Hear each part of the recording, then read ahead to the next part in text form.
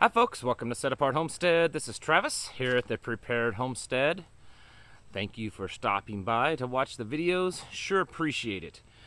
Today I wanted to talk about, and honestly I'm not even sure where this video is going to go, but about a week or so ago my wife and I watched this historical documentary.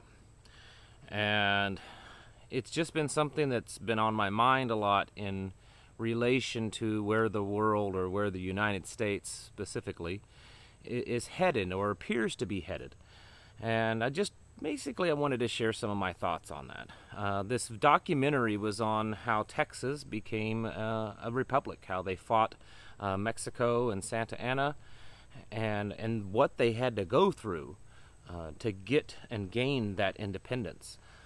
I'm a history buff myself, so it wasn't like I learned a whole lot watching it, but it was still really good. And my wife, well, she's from Texas, and she's all about Texas history, so you know how them Texans are.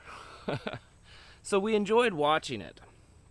And the thing that, looking back and what's been on my mind is, and it's not just Texas, that's just something we've recently watched. You could say this about the early pioneers here in the United States, all across the West. The early settlers that came in, on the East Coast. You could say this about Americans pretty much all the way up until maybe the 1960s, 50s, 60s is where it started changing. But let's just take, for instance, this documentary that we watched. The people of Texas had to go through an awful lot to gain their independence. They were fighting a much more powerful, more organized, very well organized adversary. At that time, Santa Anna and the Mexican army was one of the best in the world. They were far superior to anything in numbers, in training, in supplies, in just about every category of anything that Texas could have potentially produced. And if the United States had gone to war with them, it would have been a major war, which is why the U.S. stayed out of that one, because they knew that it was going to be very difficult.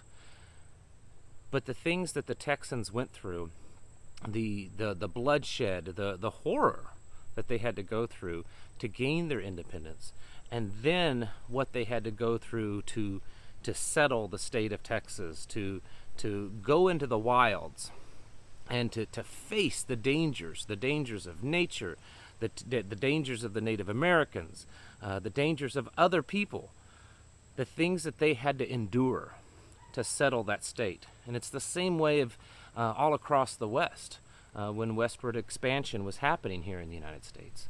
People moved west not so that they could get a free education, not so that they could get, free health care, not so that they could get, food, or that they could, improve, the system around them. And they didn't complain about when someone offended them. They didn't complain about when someone stepped on their toes or hurt their feelings. They didn't complain when things didn't work out their way.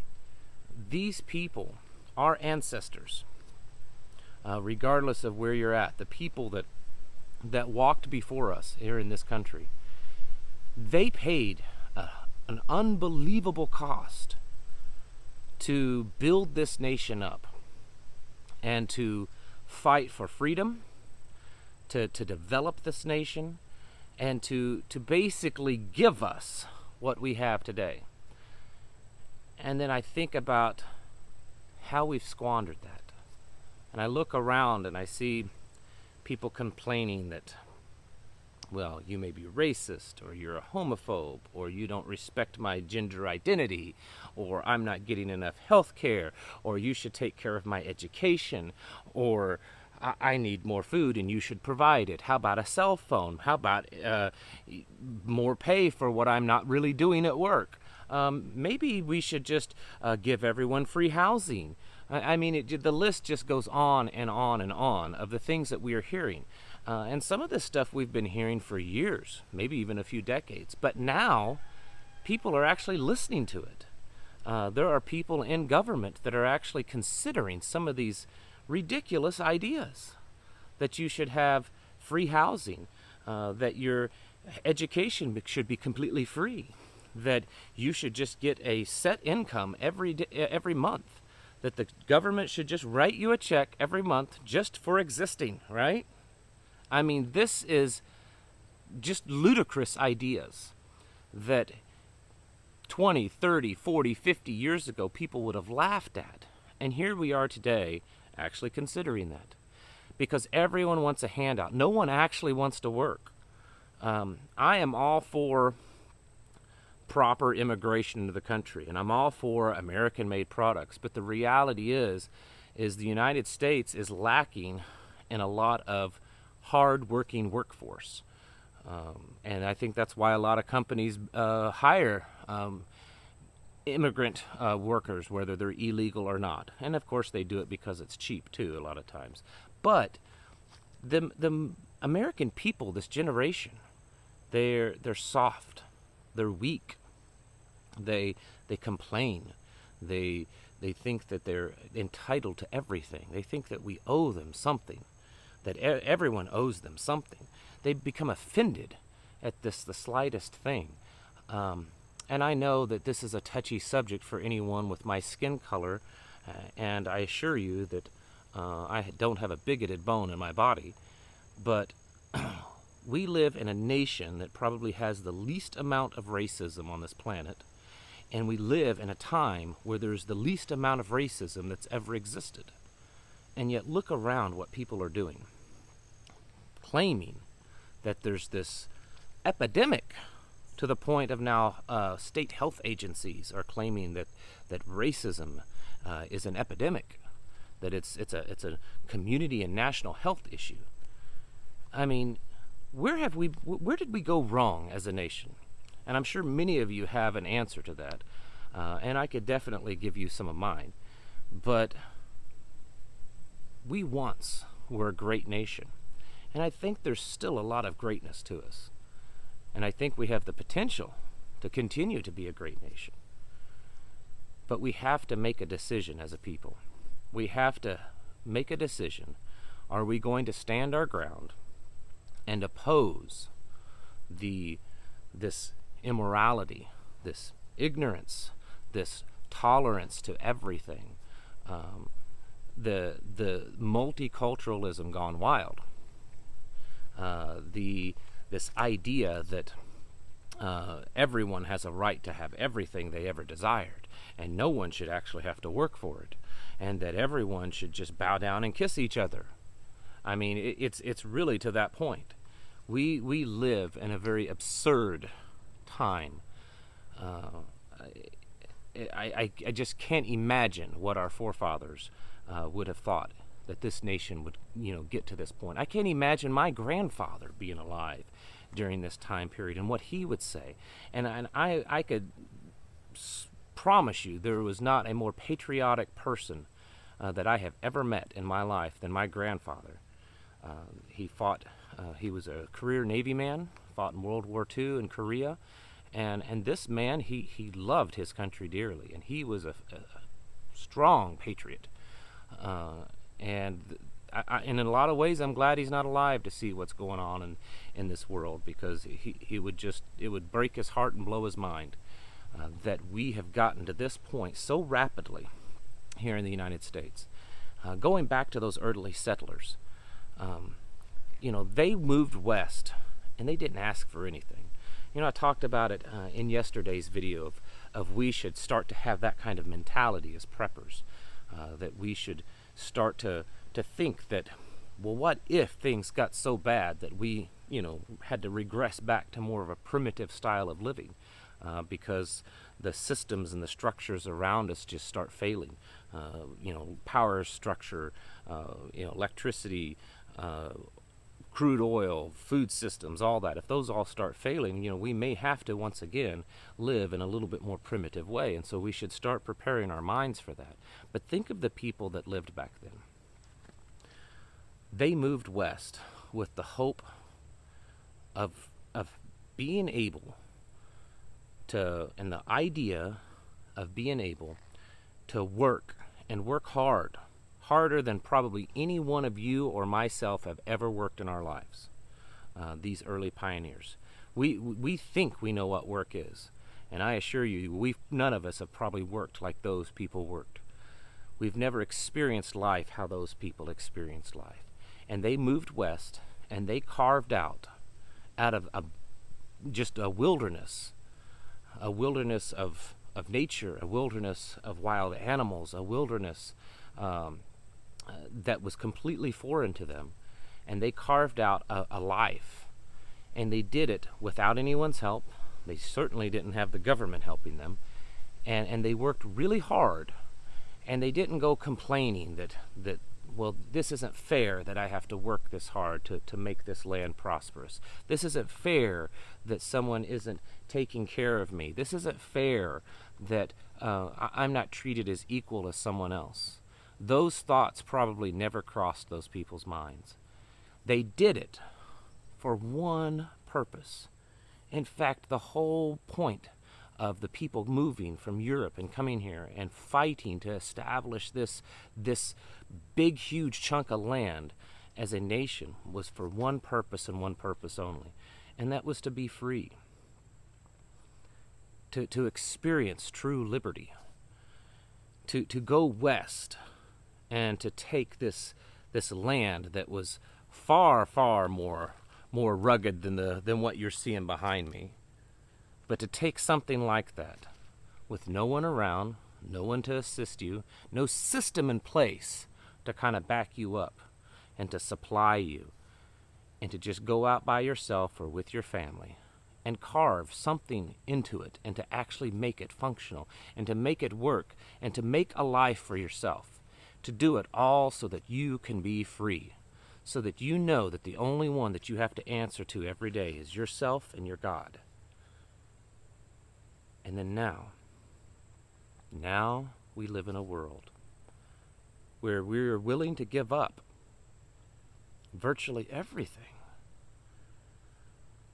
that's real. We're willing to give up religion. We're willing to give up our freedom. We're willing to give up our independence and our autonomy. Why? So that we can feel good? So that we can go to the doctor and not have to pay for it? So that we can work less hours, less difficult? So that we can get a free education and then turn around and hate all of our elders and hate our society and hate our government and hate our freedom because that's what they taught us in school now? I mean, where did we take the wrong turn as a nation and end up where we are now? We were once a nation that the rest of the world looked up to. A nation that when we spoke, the world listened. A nation when we stomped our feet, others trembled. We were a nation that people wanted to be. People came here not to get free stuff, not to take over, not to run a criminal organization. People came to this nation from all over the world because they wanted to be like us.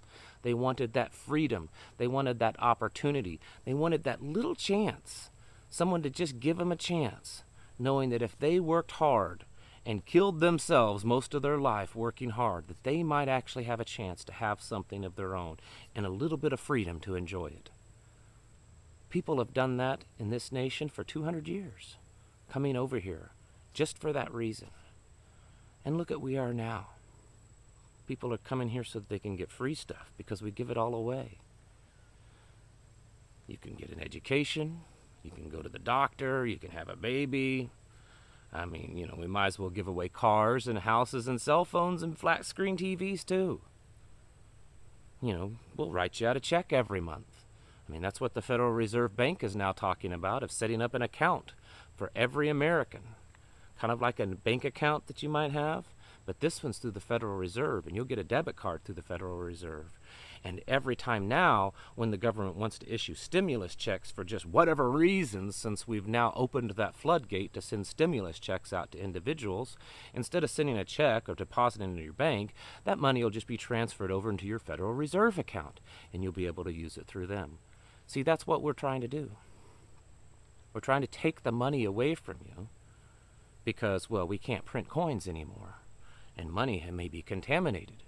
And we're going to put it all on computers where it's just numbers and numbers. And then we're going to give you more and more and more of it to the point that your money has no meaning and no value any longer. We're making you slaves to that system too. We're making you slaves to this idea that if you beg for something, we'll give it to you. But then we also take something from you. Because, see, this cabal, this mafia of government, it's kind of like that, you know. They don't give you anything for free. Nothing is for free with them. Whatever they give you, it comes at a cost. And right now, we're starting to see the cost that we have to pay for it. We're losing our freedom every day. A little bit more, a little bit more.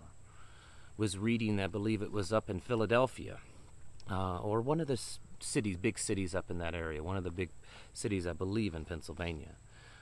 To combat gun violence, the police officers are now going door to door throughout the city, asking people to turn over any extra guns and ammunition that they have. And of course, the city will give you a kind of a buyback on it. They'll give you some money for it, so that we can get these guns that could potentially fall in the hands of these criminals off the streets. See how they have a way of doing that? And yet people just fall right into it. Well, I'll give up my means for self-defense so that I can have me a big screen TV. That's right. Sounds like a great deal. And now we see what the results of that are. When the mobs want to come and take your stuff, they want to take your home, they want to burn it to the ground, they want to take your child, they want to hurt you, they want to murder you. Who's there to help? Did you see the recent video of the guy in Portland, Oregon?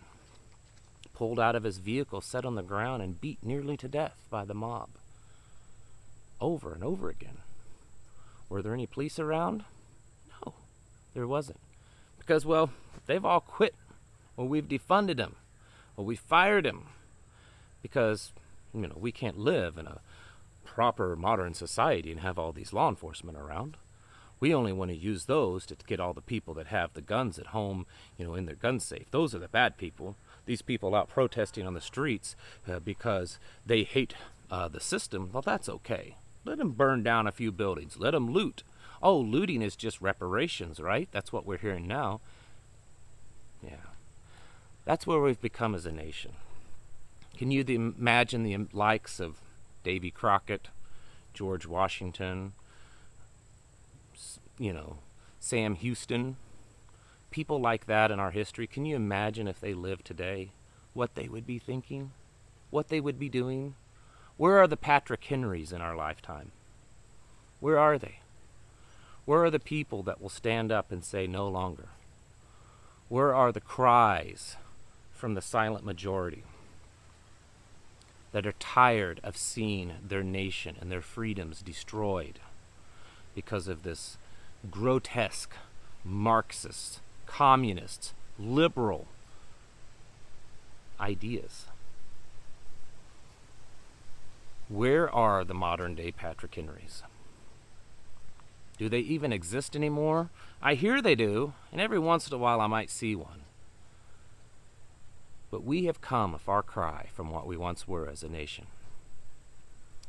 And those of us that still have that burning ember inside of us, that desires that freedom, that understands that you may lose a little safety, a little security, but it's all worth it in the end for just that taste of freedom. That's the kind of people that we need right now. You need to be standing up, because this nation is starting to crumble around us. And if we don't start speaking up and we don't start taking a stand, for the vile and repugnant degradation that we see happening around us. This great nation that we love, that we want to learn about, that we've served, and that we stand for, it's just going to be a fading memory. Don't let that happen. Let's leave something for our children, for our posterity. Don't let them win. Thank you all for watching.